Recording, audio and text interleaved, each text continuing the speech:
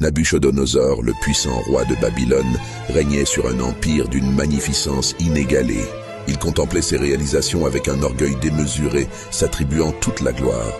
Mais le Dieu des cieux qui abaisse les superbes avait un message pour lui. Une nuit, le roi fit un rêve troublant. Un arbre gigantesque, atteignant le ciel, fut abattu sur ordre divin. Daniel, le prophète de Dieu, expliqua le rêve.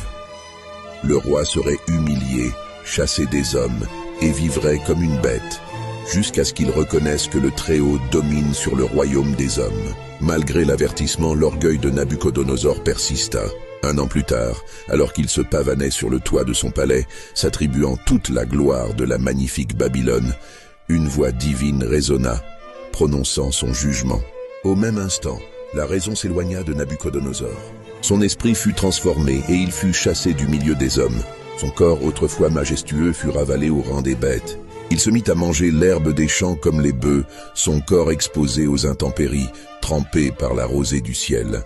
Ses cheveux devinrent longs et sauvages, pareils aux plumes des aigles, et ses ongles s'allongèrent et durcirent comme les griffes des oiseaux. Il vécut ainsi, à l'état sauvage pendant 7 longues années, son humanité éteinte, son orgueil brisé. Ce n'est qu'après ces 7 temps, dans son humiliation la plus profonde, que Nabuchodonosor leva les yeux vers le ciel. Alors sa raison lui revint, et il bénit le Très-Haut, louant et glorifiant celui qui vit éternellement. Il reconnut que Dieu est le seul souverain, capable d'humilier ceux qui marchent avec orgueil. L'histoire de Nabuchodonosor est un puissant rappel que toute grandeur vient de Dieu, et que l'humilité est la voie vers la vraie sagesse.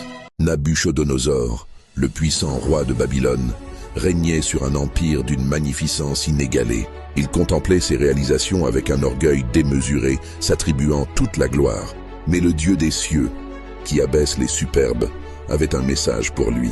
Une nuit, le roi fit un rêve troublant. Un arbre gigantesque, atteignant le ciel, fut abattu sur ordre divin. Daniel, le prophète de Dieu, expliqua le rêve.